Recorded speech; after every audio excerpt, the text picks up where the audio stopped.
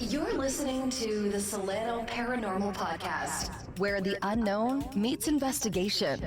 From haunted locations to unexplained encounters, we dive deep into the mysteries that surround us. With your host, Mitch McLean, get ready to explore the truth beyond the veil. Good evening, everybody, and welcome to Solano Paranormal Podcast, episode 4. Yep, we're up to episode 4 already. What do you think, guys? That's pretty cool. Yeah. Yeah, that's crazy. All right. Right. We're getting there. All right. So, guys, tonight we're talking about EVPs. So, imagine replaying a recording and hearing a voice you didn't hear in the room. A whisper, a word, sometimes even a chilling message. Tonight, we step into the world of electronic voice phenomena, or EVPs, the most debated form of paranormal evidence. Welcome to episode 4 of the Solano Paranormal Podcast. Now, over the past few weeks, we've met the team, we've explored haunted homes, and even discussed the unsettling phenomenon of shadow people. Now, tonight we focus on the voices captured between worlds. What are EVPs? How are they recorded? And do they truly represent communication with the other side? All right, guys, let's open up the discussion. EVPs. We've used EVPs technology a lot in our investigation so far, and we've had mixed results. What do you guys think of EVPs? Go ahead, Eddie. I think for the most part, EVPs are they're interesting. They get captured on usually when we use the digital recorders. So obviously the microphone is picking up, but we don't hear it until we play it back. And it to think about where is it a frequency? Is it just it's a whisper? What? Right. Oh, I think Eddie froze. Eddie froze up. Throw my rope, somebody. But what he's saying is right. There he is. He's back. But what Eddie's saying there is absolutely right, Roman. EVPs, these voices that are caught on recording devices, just handheld, simple recording devices, and you're hearing a voice that when you were recording, no one else heard. Yeah. And then you play it back and all of a sudden this voice pops out.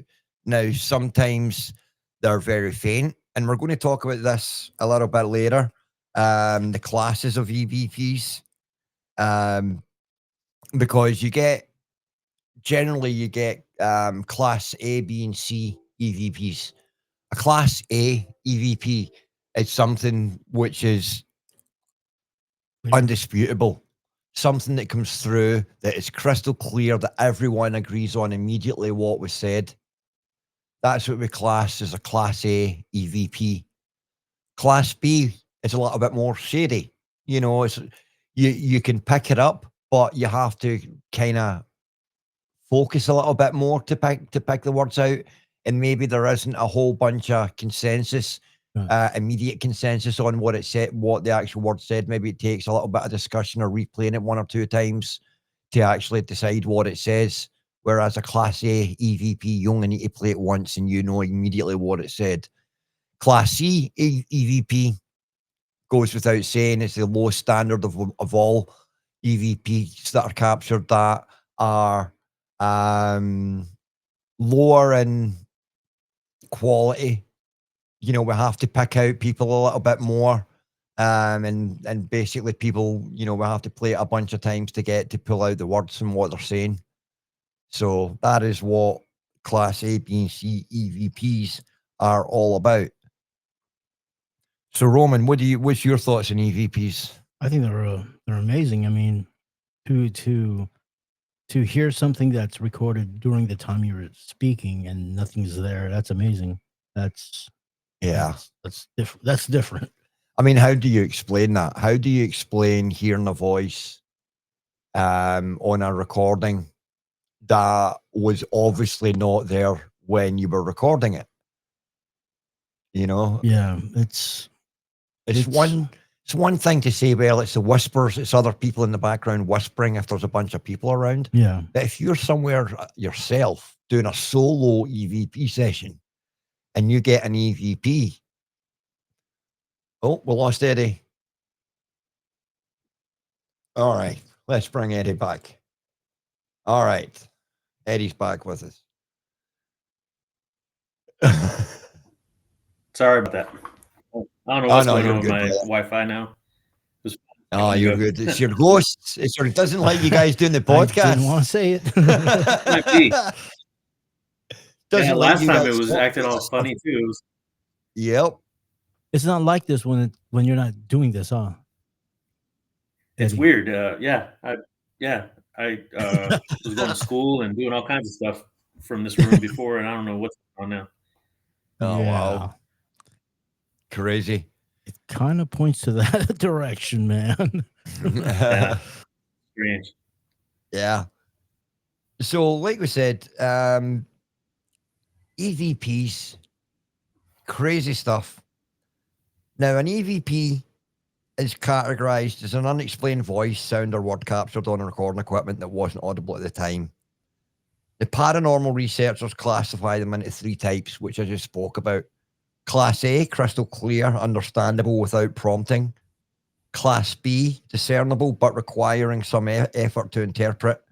And Class C, faint, often debatable, but, still discernible. EVPs are fascinating because they suggest technology can act as a bridge between our world and the unknown. Now, are these genuine voices or just our minds interpreting random noise?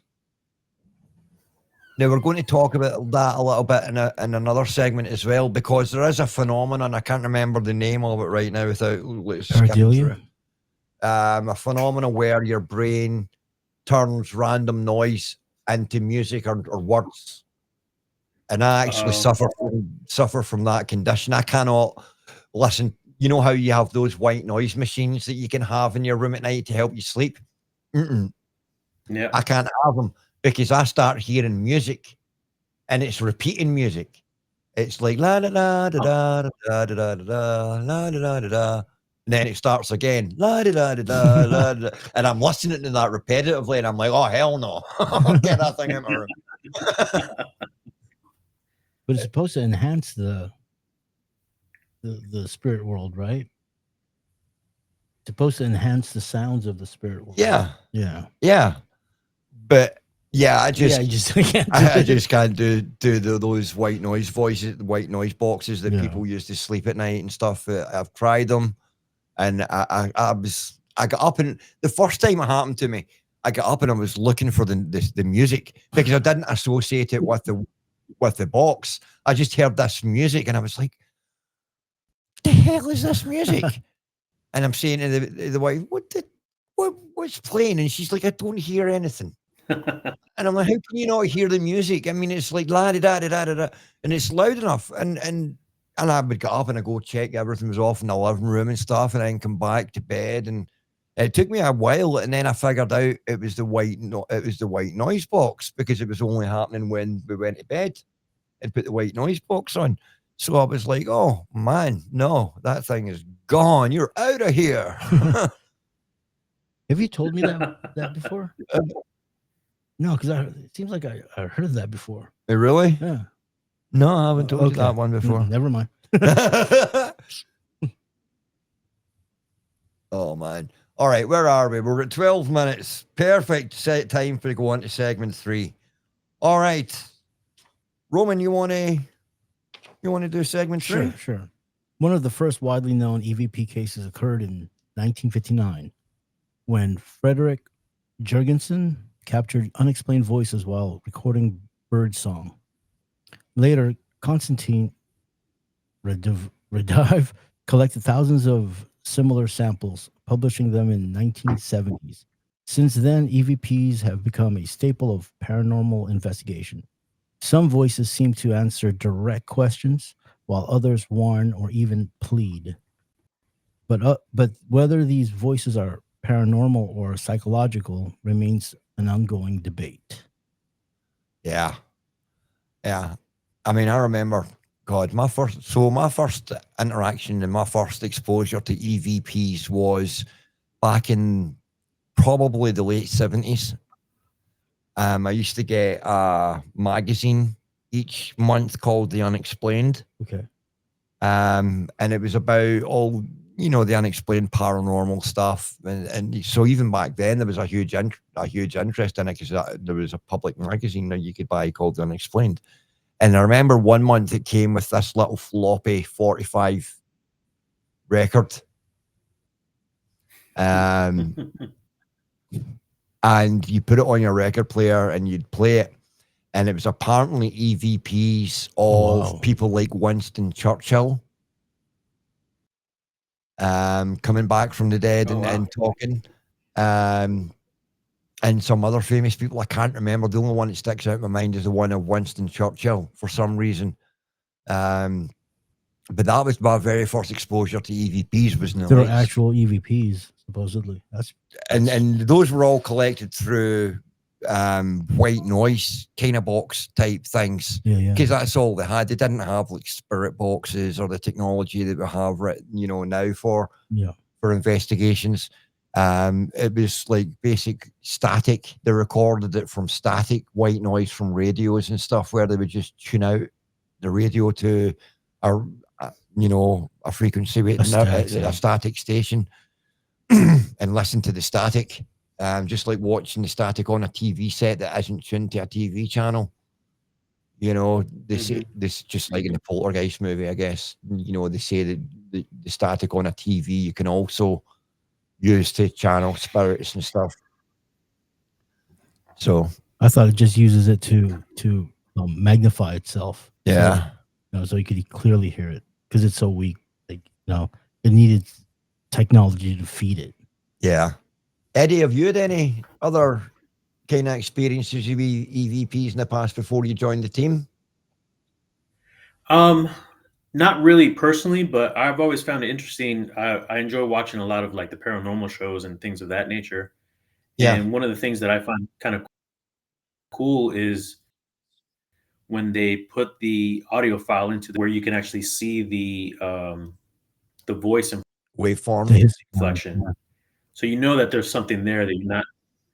The wave file, like you're not just it's not your just imagination, and you're not just hearing things. Like right, you're actually it's obviously the waveform. That something there. Yeah, you're seeing the waveform form on the equipment, and that's what our APF processor does. It'll actually show you the sound wave, and when somebody talks, you'll see the waveform move and vibrate and go up and down and spike and good drop and everything with the voice. So when we do that and we capture an EVP, the APF processors are a perfect piece of equipment for that, because like you said, they capture those waveforms and let us see and give us physical proof that there was a voice there. I love that. Not just that we heard it. And then you can't just say, well, it was this psychological condition that causes people to hear things out of noise. No, this was something much more than that. What about you, Roman? What was your experience with EVPs? The first one I had was I thought someone broke into the house. Well, actually, I thought it was my wife and my kids coming home from the grocery. And when I went out there was no one there. So second time I heard something, that's when I thought it was a burglary. And I went down there with a cell phone recording it just in case of an emergency. Right. If someone was there. And that's when I caught a voice at playback. And it was, I got scared for a bit.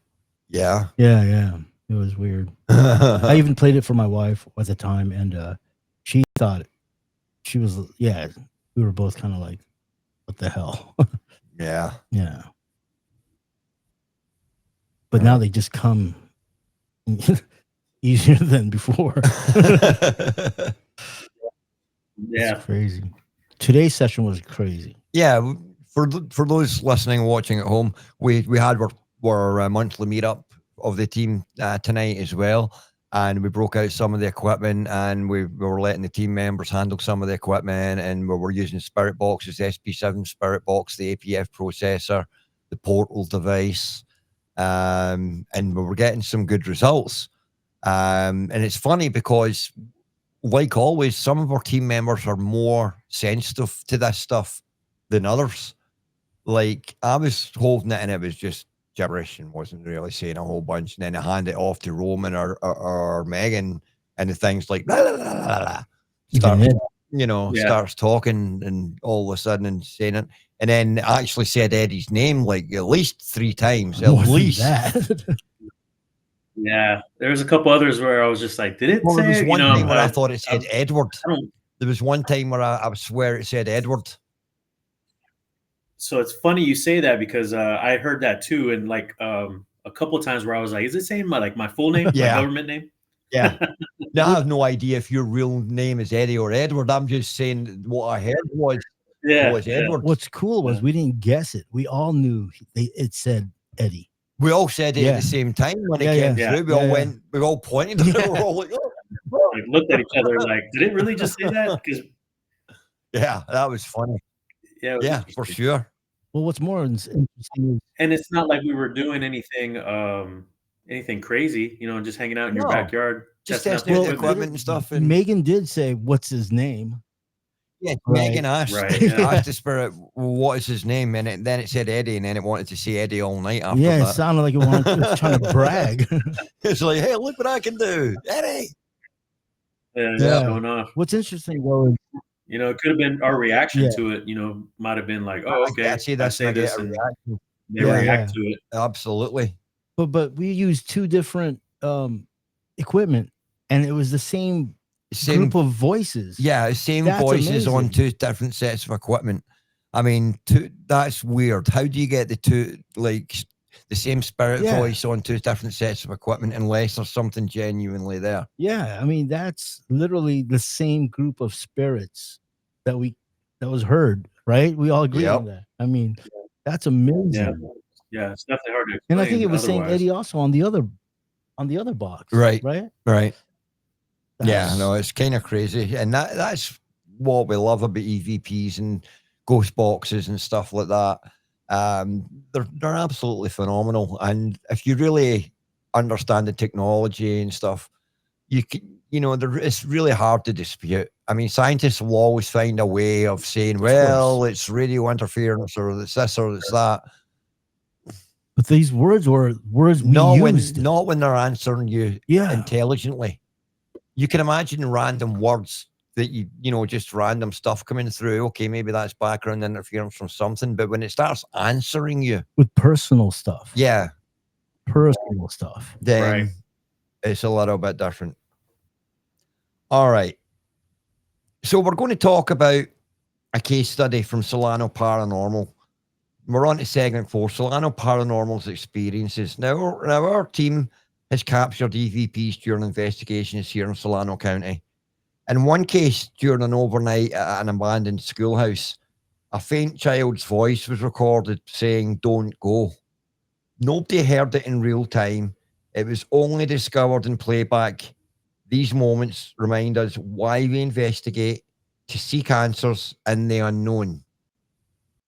Now that, I'm going to be honest with you, was not our investigation. This is a case file from another team. And they're talking about an overnight at a schoolhouse. A faint child's voice was recorded saying, "Don't go." Nobody heard it in real time. It was only discovered in playback. So that's a typical EVP. Nothing there in the moment. And then you play it back and there magically appears this voice, this message from beyond the grave. It's kind of sad. It was telling them not to go, but they didn't hear it. Right. Yeah. And you can imagine an old abandoned schoolhouse having that kind of effect. where maybe a child's passed away, especially because you think about how many children died of childhood illnesses just 50 years ago. People were dying of measles, people were dying of chicken pox, they were dying of like smallpox, or dying of Even with the flu. dying of flus big time compared to, obviously the death rates now. So you lost a lot of children back in the old days. So you can imagine some poor child spirit stuck in the schoolhouse because that's where he would have been with his friends. Yeah. That's probably where he'd want to be because all his friends would be there around him and stuff. And he revisits the schoolhouse to visit his friends. Most of its memories probably there. Yeah. And then all of a sudden these visitors come along and they recognize him. Maybe they get evidence. And then he tries to communicate with them by saying, don't go. And they don't hear it at the time. Yeah. I would feel pretty crappy afterwards if I went too. home and reviewed the evidence and then found that message that said "don't go" from a child, and I'd went. I'd be like, "Oh damn, I need to go back again." But yeah, but I mean that's an interesting case file. I mean that's a really good example of what can only be described as a Class A EVP. Something that came through that was really audible, that was crystal clear, obvious what was being said and transmitted to the listener. I find it hard to dispute EVPs like that. Class A EVPs are really something else because they're answering you intelligently, and everybody picks up on the word. Just like we discussed just a few minutes ago with Eddie, that session tonight was intelligent. Micah asked for it, or was Megan? Megan asked for it to say Eddie's name. And it immediately, almost on command, immediate, responded with Eddie. There was several voices too. And then repeated itself several times.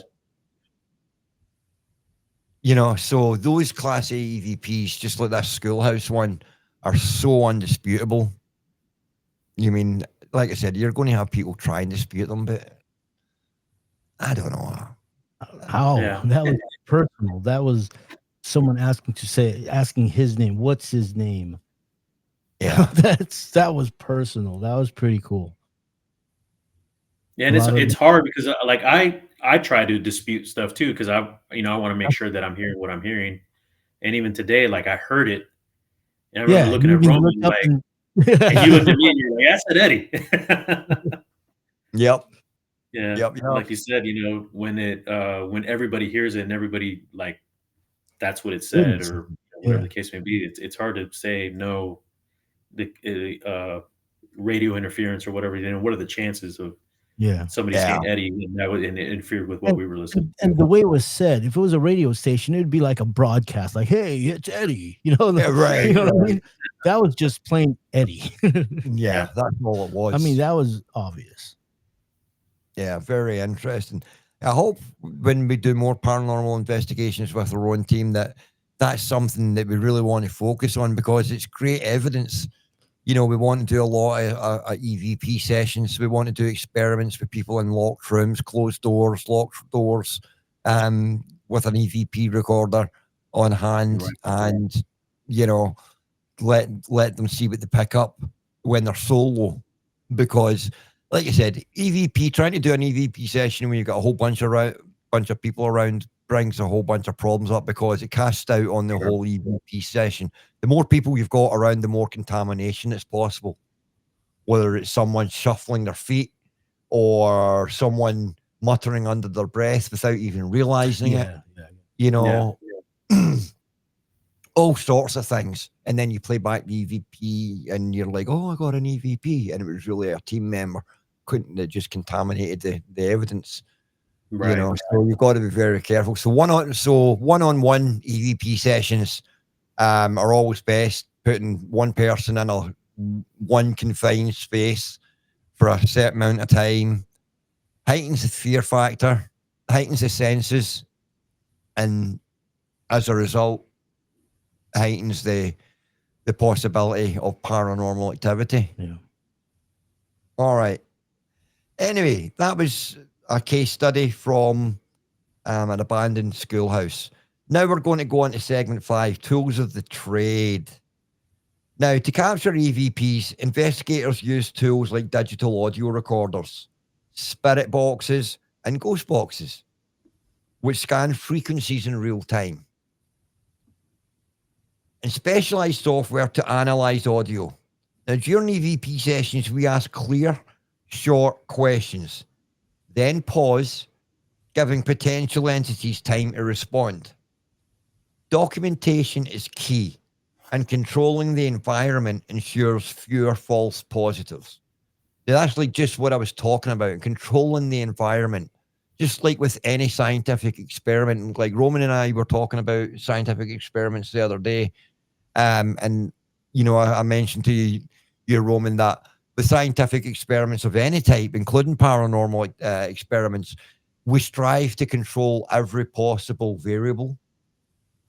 That's the first and biggest obligation to us, for any scientific investigation, is controlling the variables. If we don't control the variables, we're not in control of the experiment. Got it. And we can't rely on the results. So we have to control the variables. What are the variables? Variables are things like people shuffling around in the background, maybe soft music playing on a radio or something in the background that maybe the human ear isn't picking up because it's very low, or people are talking and we're not really noticing it. But on an EVP, it's amplified. Yeah. When you're recording it, it's amplified, so we're picking it up a little clearer. And all of a sudden, you're playing it back and you're hearing like music in the background. You're like, where's that music? You know, so controlling your environment, controlling all the variables that you can for that experiment that you intend to run. So that means checking your equipment, controlling the equipment, having one digital recorder recording, and then having another identical digital recorder recording beside it. That's a great way to control the variables and to control your evidence collection and to validate your evidence collection. Because if you pick up an EVP on one recording device and another one's right beside it recording as well, you should pick up the same voice on both recording devices, right? I think they would, yeah. Right. If it's environmental and its voice is actually being spoken that we just can't hear but are still being spoken, then and one picks it up, you would I would suggest that it would be an almost guarantee that the second one should pick up the same voice. It should. And if it doesn't, then I would suggest that it's something to do with the equipment. Because why would one recorder pick something up and the other one didn't? If they're exactly the same recorders with the exact same settings, set down and recording at the exact same time, there should be no difference in what they pick up. So that's a very important experiment that we could do during an investigation where the variables are fairly easy to control. You know, so that's the kind of thing that we do. Now, like we're saying, when we capture EVPs, we use short, clear questions. Now, we don't want to use overcomplicated questions because we don't want to overcomplicate the answer. The more complicated the question, the more complicated the answer is going to be. We want short responses. We want snippets of evidence that we can use and say, here, this was an intelligent response. We use short questions so that we get nice, short, coherent responses. It takes a lot of energy for spirits to communicate. Yeah. And we don't want them wasting that energy by on one question, by asking an overcomplicated question. You know, we ask nice, methodical, short questions that are right to the point and direct to a direct response. So open questions that channel and demand direct responses from the entities. That makes sense, man. That's what we're looking for. Yeah, that's why, like, when Megan asked, what's his name, or say his name or something like that, that's I don't want to say it's an easy one, but it's an easy one that we could verify that's Yeah. personal, and it's not a complicated answer. Obviously, No, exactly. 2 syllables, 3 syllables, whatever it might be, is just one word. Yeah, that's exactly what we're going for. Those types of questions, like, okay, can you name someone here in the team? Tell us the name of someone in the team, or is there someone in the team that you want to talk to? We're aiming for yes, no responses or short responses that we can identify. Yes, no responses are great because they're a direct correlation to a question. You ask a question and it turns around and says yes, then you've got your answer. There's no disputing what it meant, or or other words that it might have used. If it just comes back and says yes or no, then you've got your answer. Yeah.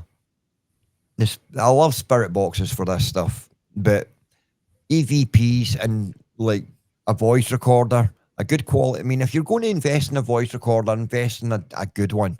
Don't pay $30-40 for a voice recorder and expect quality playback or features. You're going to spend $100+ on a decent voice recorder, and it's going to have all the features you need. Maybe multiple microphones.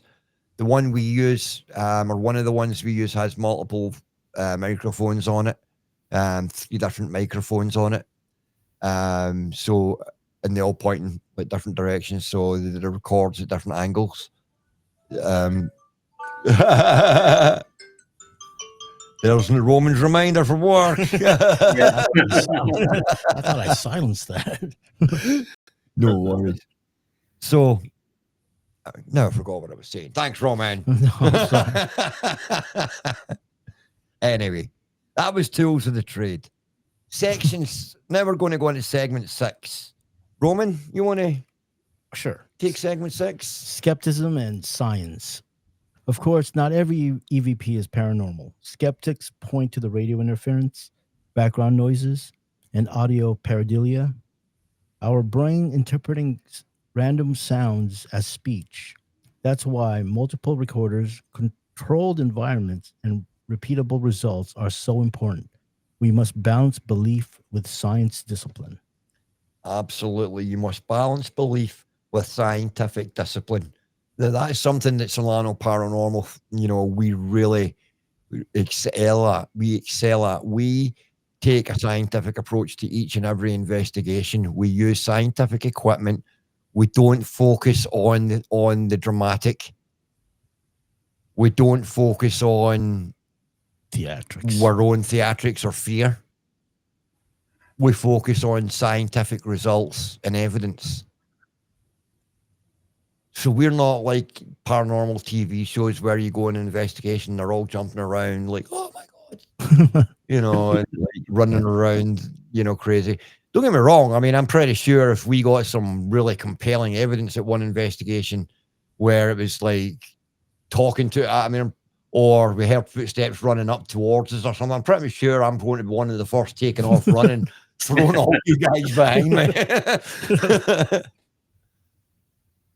But yeah, so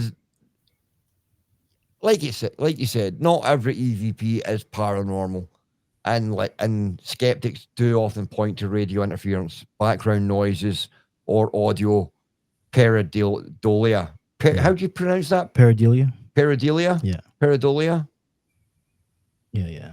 Yeah. Then that's the word the condition I was trying to think of earlier in the podcast. Yeah. Where people make up sounds and music from white noise.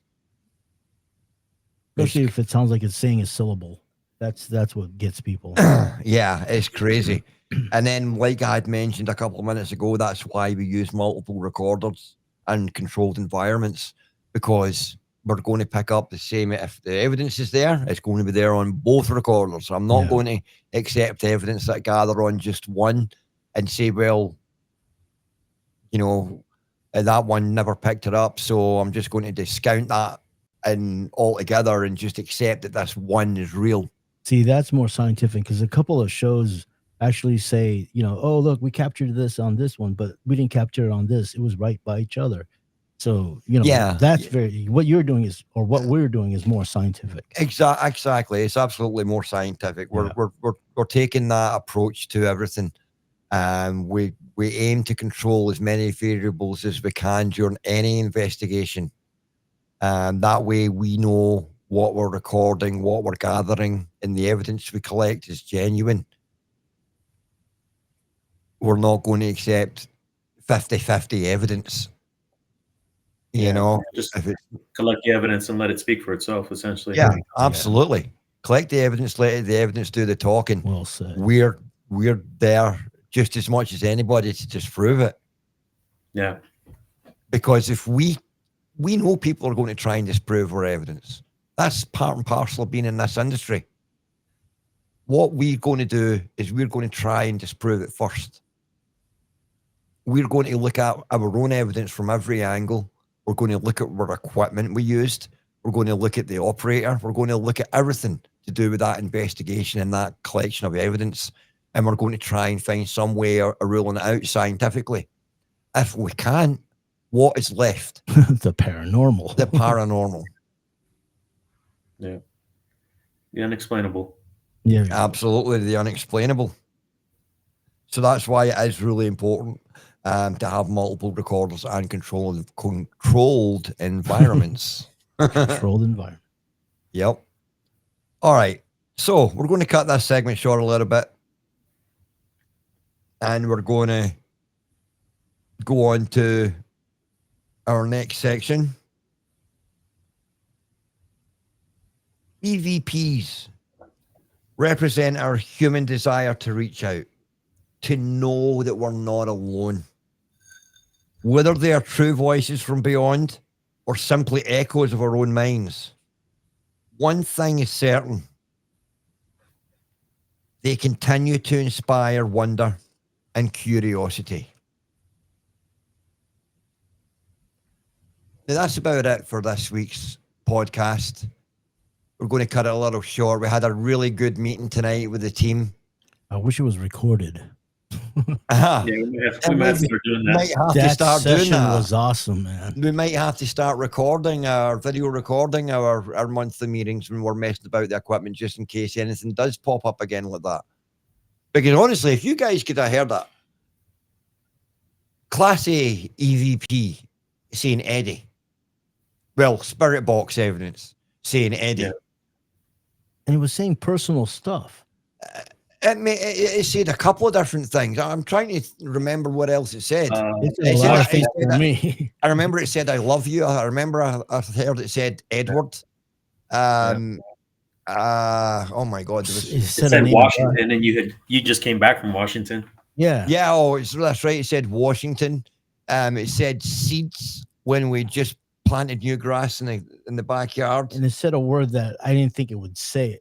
Any spirit box, but I don't want to say it because embarrassing. No, chimp. Because that was very personal for me, because all my life I've been, I was born under the year of the monkey. Yeah. I got bit by a chimp. Oh my and gosh. for a spirit box to say chimp, you don't ever think it would ever say that. No. I mean, why would it say the word chimp? Yeah. But that was directed to me. I was holding it and it said it. And then when I said, and I think Eddie was holding it, when I said, I wonder if it was directing to me, and then it said it again. Right? That was confirmation. That was amazing. I wish that was recorded, because that was a mind blower. I don't think any ghost hunters video or series out there that has anything like that. That was amazing. Yeah. It was, and that's the thing. Paranormal evidence can be captured at any time, anywhere. You don't know when you're going to capture something. We just were happened to be messing around with equipment. Now, what I would like to know about all this is, does that mean that there's spirits here in my house, or did one of you guys bring some spirits with you? I think your land is very historical, though. It is. I mean, it's Indian land. It It's is. got a lot of history to it. But it has a lot of peace around. The feeling around here is peace. Oh yeah, for me, it's always been peace. Don't get me Yeah. wrong. In the old house before the house burned down in the fire, in the old house, I used to see shadow figures. I used to see people out the corner of my eye walking down the stairs into the downstairs bathroom. Yeah. Well, not downstairs because we didn't have an upstairs at the time, but walking from the hallway across the hallway into the downstairs bathroom. And I mentioned it to my wife a few times. I've heard my kitchen door, my kitchen fridge open and closing. Yeah. Before I got my man cave out here, I had all my computer stuff in the garage, and I would hear my fridge door opening and closing. Hmm. And I was like freaked out and stuff like that, because I'd go and look and there'd be obviously nobody there. And I'd be like, oh my God, no. But I don't know. Since we've moved into the new house, but since it's been rebuilt after the fire, it feels, like you said, very peaceful. Yeah. There doesn't feel like a heavy feeling or a heavy presence Yeah. or anything. Now, does that mean that they're just good ghosts, nice ghosts that we have here, I think they're just spirits walking around. or are they just transient spirits that are, like you said, are just walking around, passing through?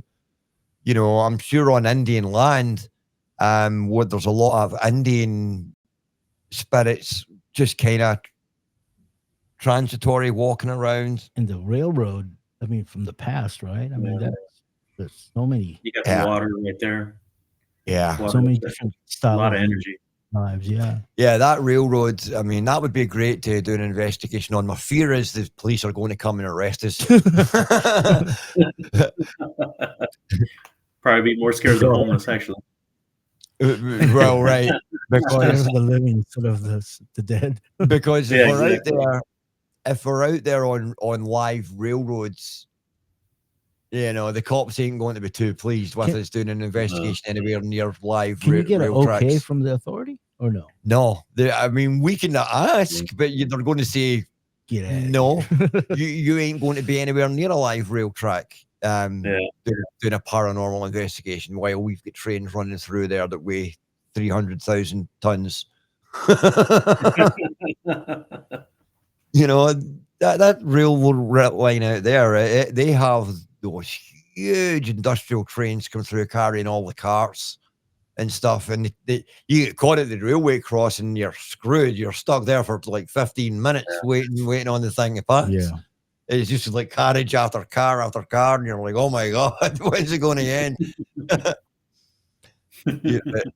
So I don't think doing a paranormal investigation on a live railway track is probably very wise. That to be a short one. Yeah, or could we'll end up trying to contact one of us from the other side. That's great.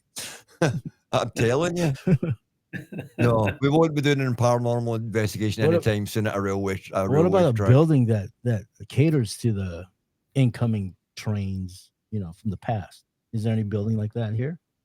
Like a historical? Now, there is one building that we could look into and see if it has any historical significance to it. And that is the old bait shop that is down at the very end of Main Street in Sassoon, right at the railway station. There's a bait shop, and they actually, the owner of the building just sold it. Oh. So I don't know what's going to happen to it, but I know that's been there for decades. Wow. That building, That long nice. since the early 1900s. So we can definitely do some research into that building and find out who owns it now and what they're going to turn it into, and maybe while they're renovating or whatever, maybe they'll let us go in and do an investigation. Never know.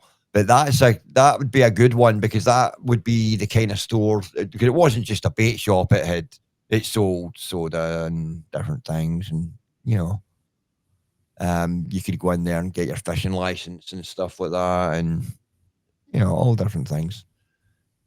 So you can imagine it being somewhere where locals, when they come off the train, would maybe went into the store, grabbed a can of soda or maybe a candy bar or something, and before they went home, walked home or whatever. So that's something. Sassoon City's got a lot of historical significance to it. Like a lot of towns and cities around this part of California. Like Benicia has got a huge amount of paranormal activity associated with it. A lot of places in Benicia. We just need to look into these places and really get going and do some top class investigations. Now, like we mentioned tonight at the meeting, we've got an investigation coming up on the 4th of September. And that's going to be at a local comic book store. Now, the owner of the comic book store there doesn't necessarily believe himself that there's paranormal activity. He's never experienced it. Yet he's allowed paranormal teams in there before based on the history of the building. And those paranormal teams have found evidence, have collected evidence. Now, the owner says he swears he's never experienced any paranormal activity in the store while he's occupied it. And he's been getting in and out of that store since he was a child because his grandparents owned it. So he's been getting in and out of that store for decades. And it's never gave him the creeps. He's never seen anything. Now, some people might just be closed off to it. They might not be open to receiving that kind of, communication. They might be almost nose blind to it, where it actually happens, but they're just so used to it happening that they don't even notice it anymore. Right. You know what I mean? So it could be one of those things. Or natural causes, right? Yeah. Yeah. So we really got it. This will be a fun investigation because the owner's basically going to give us the keys to the building and told us to go ahead and do what we want. So we're going to have access all night to the comic book store down here on Main Street in Sassoon City, in Solano County. And we're going to do an overnight investigation and hopefully gather some evidence for the owner that we can say, here you go, this validates what the other teams have picked up on, or blah, blah, blah. If we don't pick up on anything, then we don't pick up on anything. Like we say, we operate on science. We're not going to ever force anything or absolutely never fabricate anything. Yeah, sure. So that's it. All right. Anyway, we're going to wrap it up for this week. I want to thank Roman and I want to thank Eddie for being here with us tonight. Micah couldn't make it. She wasn't feeling too great, so she's taking a break. And maybe we'll get her back next week. We'll see what the topic of discussion is going to be. We're going to think about it. What we're going to do. All right. Anyway, next week, we head below the surface into tunnels, basements, and forgotten spaces, where investigators report some of the most intense activity. That is episode 5, The Spirits Below. You won't want to miss it. All right, my friends. Until then, stay curious and stay in the light, my friends. Good night, everybody. Night, guys.